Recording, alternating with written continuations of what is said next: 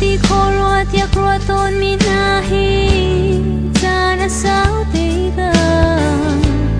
ro la wi dum kho si lo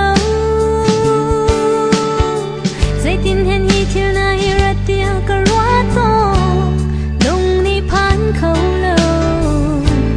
Giêsu đã lâu chun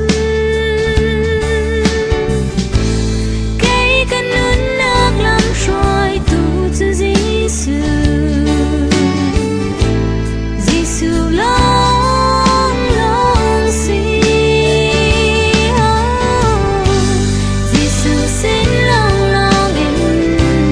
nom na kinh nu khó si Giêsu xin đã lâu chun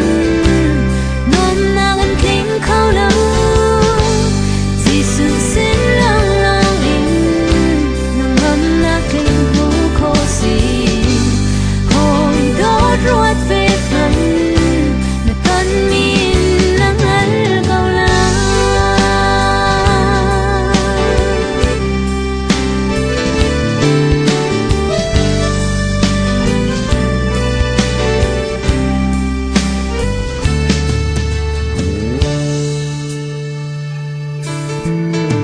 Kan phút kan tóc lâu tia kan do tu bôi pa